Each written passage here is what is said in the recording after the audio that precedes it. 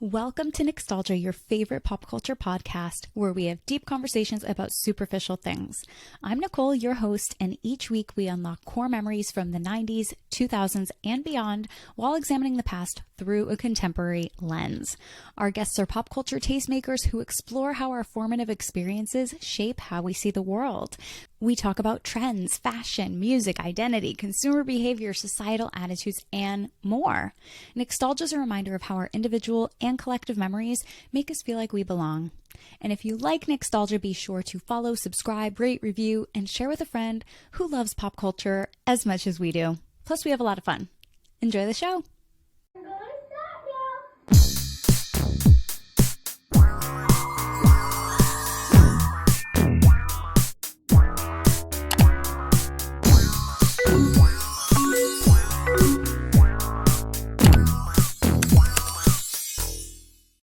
Hello and welcome to this week's episode of Nicstalgia. I'm very excited to have Susanna here with me today because she is my very first Gen Z guest on Nicstalgia. This is not just a podcast for millennials. It is for everybody, people who love 90s and 2000s culture. And now I get to talk with someone who is going through that coming of age experience right now in 2022. So I think that's really cool. Welcome. Thank you. I noticed that you mentioned that you don't listen to a lot of music of today. I don't blame you. I don't really either. But it's very interesting because on one hand, there's kind of a phenomenon. They say that once you reach your early 30s or so, maybe even earlier for some people, you're just not interested in anything new anymore. And so you go back to everything you listened to when you were a teenager. But then on the other hand, when I was a kid, up until I was maybe 7 years old or so, I only listened to my parents' music because back then, you couldn't just... I couldn't go, you had to go to the store and buy a CD. I wasn't going to be 5 years old, going to a store or buying something by myself. So there was really that influence there of I was just listening to what they were listening until I had saved up $10 to go buy a CD or something. But how much of that influence is either from your parents or from people that you've known who are older, of a different generation, versus discovering things on the internet or for yourself? I would say ever since I was 7, I like stuff that was older than the year that I was in. I loved Saved by the Bell, Full House, 90210. I was a huge Color Capacity fan, so I was I gotta learn more about Tiffany and Rasmussen. And yeah, I just always liked stuff that was older than the year that I was in. Yeah, what about Saved by the Bell? Because I used to watch that a ton when I was growing up because it was already in syndication. I already had to watch reruns. I was too young for the original run, but I think that there's just something, I don't know, interesting about when you're in school and so you're watching things about other kids in school. And even though, usually the actors are a little bit older, in that show, I think it's also pretty convincing. You do almost feel kind of the same phenomenon that the show Friends has, where it's maybe in real life, we don't all sit in the coffee shop and talk all day, or we don't go to the Max or the Peach Pit or go somewhere and hang out all day, but we still feel like we're a part of something and we have friends who care about us. And I think that's why we like those shows. Yeah. It's so funny. There was this YouTube video that was called, or a series called Zack Morris is Trash. Oh my God, yeah, I watched that many times. It's Zack Morris is trash. Yeah.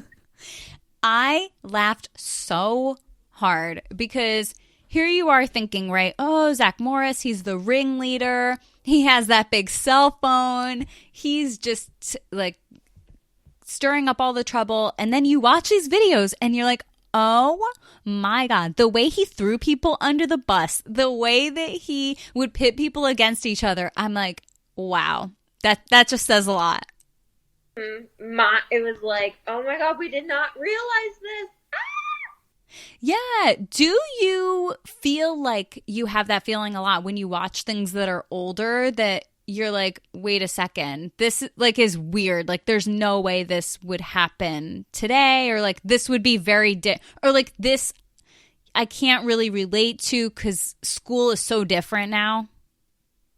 I feel like there's a lot of shows that would not like with like the humor, like Mad TV humor, that would not go well today. Mm. And like other stuff like iCarly and like the Nickelodeon stuff like that had some like other like, you know, sayings, and that would just not go well today. Yeah, that's very true. I think that some things it's like okay to be left in the past, and I always call it like examining the past through a contemporary lens, because it's like you can enjoy a show that came out 20 or 30 years ago and like maybe it was a part of your childhood or you enjoyed it, or again it was a part of like the cultural zeitgeist, the moment of that time, and that doesn't mean you didn't appreciate it for what it was, but does it still have that same like magic to it? I would say no, and I feel like it doesn't necessarily have to either, because no matter when you watch Saved by the Bell, for example, it's always going to be very much a product of its time. Like, it's dated. I even think Sex and the City, too, is a good example of a show, really like a time capsule. I love it. I love, like, the whole time capsule, like, bring back, like, childhood nostalgia stuff. I just want to be a little kid and, like, you know, like, remember, like, Zack and Cody and all that. High School Musical. If you had a time capsule for when you were growing up, like let's say you put a bunch of things in it and you're like, this just perfectly summarizes being like a 2000s kid, what are some things that you would put in it that you would want to have people open up in 50 years from now and have them be like, this is what the 2000s was like? A lot of High School Musical memorabilia. Flurry Duff. Some iCarly a lot, and what else? Like tons of magazines and butterfly clips and all that jazz, you know? That would be fun. I love seeing all of the different memorabilia that exists now, because I really don't have that much stuff from when I was younger. And so to see, it was so funny. I got an email from, I think it was from Mercari the other day, and it was like, sorry, this item sold out, but look at similar ones. And the item that I had viewed that it therefore sent me an email about was like a Lizzie McGuire t-shirt. I want that. I want stuff by Hilary Duff so badly, but I can't find it like on eBay or anywhere. Yeah, it's so funny when you think about all of those different kind of fashion lines that existed at the time, whether it was Hilary Duff, Miley Cyrus, the Olsen twins, and you didn't think about it in the time, right? You're like, oh, that's just cute, or like, oh, that's just what they had. Like a lot of collabs were done like at Walmart, for example. It's like, oh, well, you would just go to Walmart and buy it. Like it was no big deal. Whereas now you're like, I wish I had that, or I wish I still had it. And you don't realize that something is going to be, that we're going to look back on it in the way that we do now. Yeah. That's what I feel like, because I remember when I was like little, like when I was like 4 going to Target, and I saw like so much like Hannah Montana stuff, like all around the toy section, and now they don't have it anymore. It's just like, oh, I miss that so much, you know? What were some toys that you had when you were a kid? Like I said, I was always like into like the older stuff. So when I was 7, I just collected like vintage Barbie dolls, and I collected from the 80s, 90s. And I had, like, some board games and 80 Strawberry Shortcake dolls, and I was into Rainbow Bright, and I still have that. Like, my whole room, I call it a clean hoarder room, because it's full of, like, my old memorabilia I had as a kid and recent memorabilia I just got, so yeah. Yeah, trend cycles really repeat every 20 years or so, and so in a little bit of the late or 2000s into the 2010s, like the 80s were back. You can date the 80s because everybody had like this big hair. And then in the 2010s, everyone was still, as much as some people did like the Jersey Shore poof, people still like did very straight hair. I have a bump it. I got it for my birthday. I was like, I would love a bump it. And Heidi Montag and Spencer Pratt's How to Be Famous book, because I'm a huge like Hills and Laguna Beach fan. And so I had it, and it was like two of them were like so bad, and then the third one was just perfect. But they just like fall off so quickly. But yeah. That's so funny. Okay, you love these like reality shows. You love Making the Band.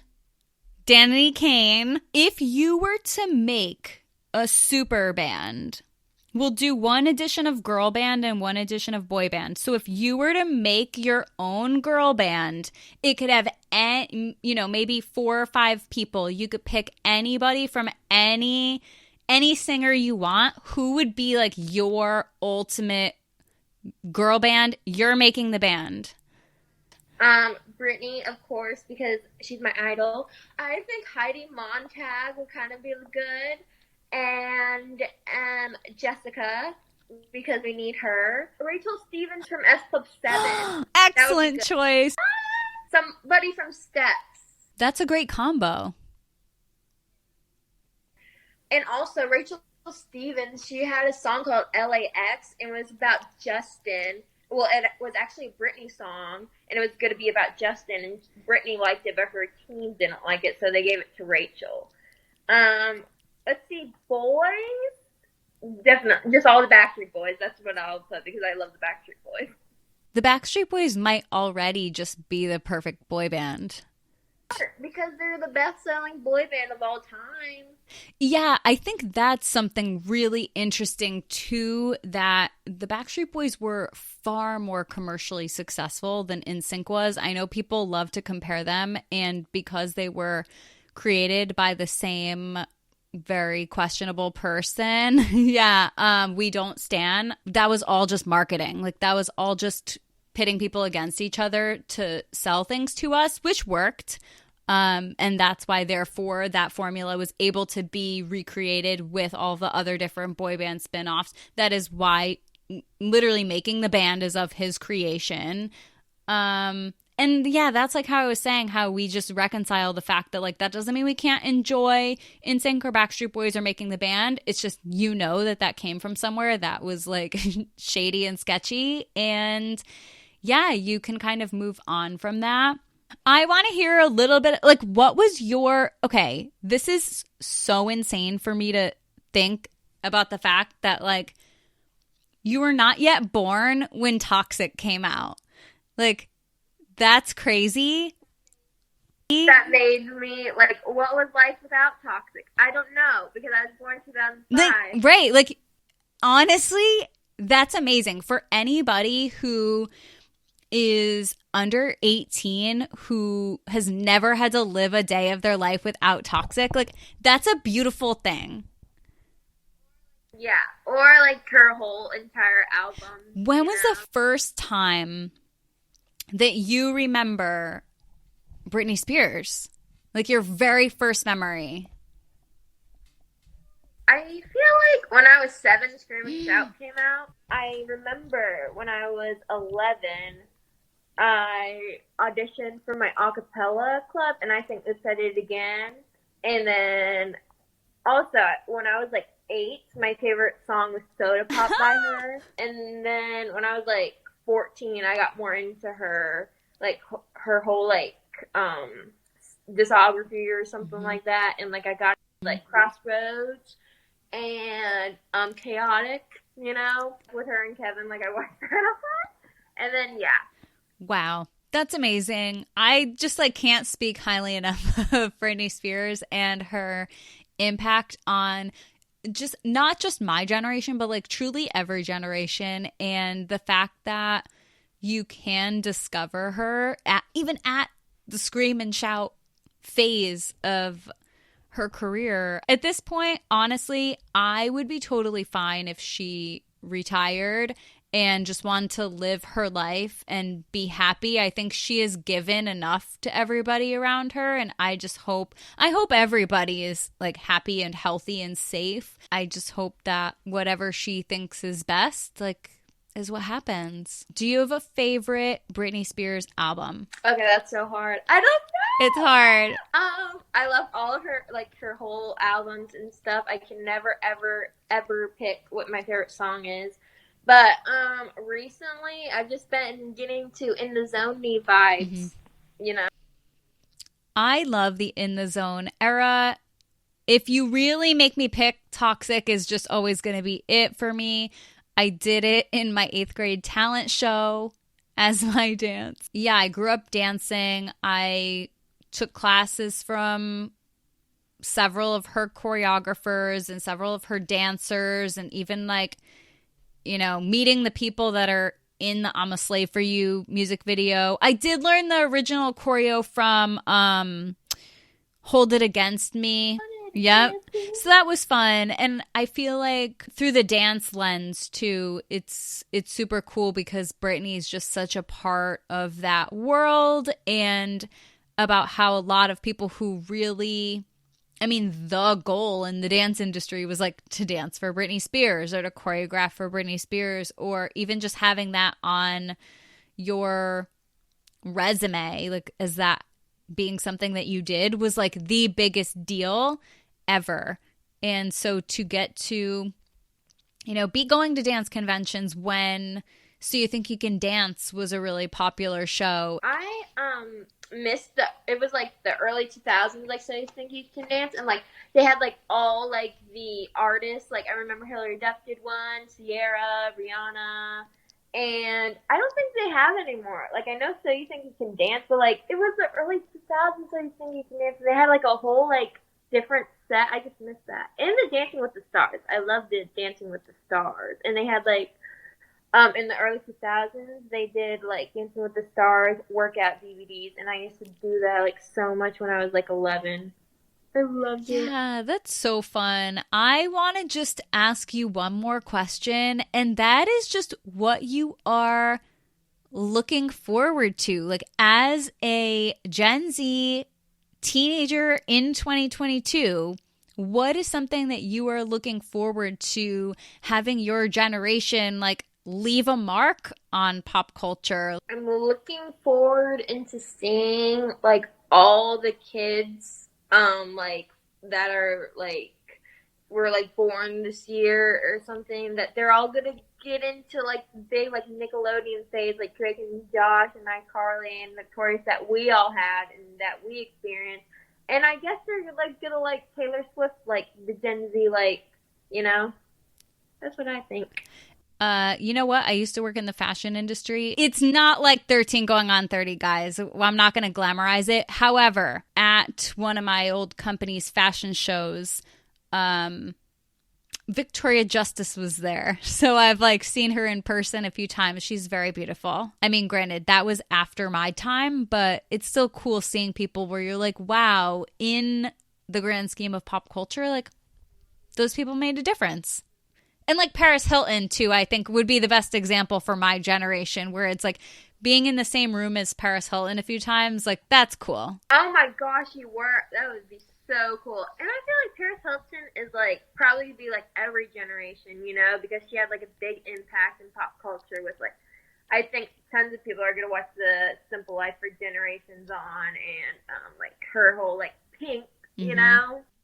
Well, I wanted to thank you for being here today. It's so nice to get your perspective, and I am very happy to see you really just running with that 90s and 2000s culture and letting it live on, because I'm a little biased, but like it's my favorite. Yeah, I want to like do that for like, I don't know, it's just like my whole life. Like it's what brings me happiness with those eras, and I want to do it for like a side career or something. Like I want to like teach people how like this like how this like whole like generation and with all the pop culture has like changed and stuff, and like what we watch, you know. That's what I think, like historical stuff. I mean, we were saying on an episode recently about how like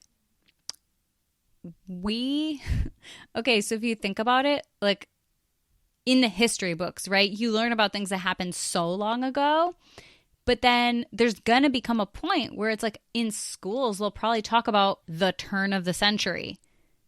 Like, I was alive then. Like, they're gonna be talking about us soon, like people who were there in, you know, the 80s or the 90s, and talking about that. And so as much as so many things that we consider like low culture now, like reality shows and like trashy stuff, which I talked to Bridget from Literal Trash 2004 on an episode, and it's like, love her account, love trash. And it's like, but ultimately you're left with like the hallmarks of a generation of culture, and how just like art and history and that kind of high level, like going to museums and stuff like that, that's culture. But then low culture, like trashy reality TV shows, that's culture too. So I think that there's really a place in kind of the education and the relating of the themes, because human nature stays the same. It's just the zeitgeist that changes. So I think there's plenty of space to educate people and to share that joy of this time with people. That's what it's all about. Thank you again for being here. Thank you everybody for listening, and we will see you next time. Bye. Bye. That's a wrap for this week. If you like Nicstalgia, please connect with me on social. Subscribe to the Nicstalgia newsletter at nicstalgia.substack.com and follow, rate, review on your platform of choice. Everything's linked in the show notes, including where to find more about our guest of the week. Thank you so much for your support. And that was this week's episode of Nicstalgia.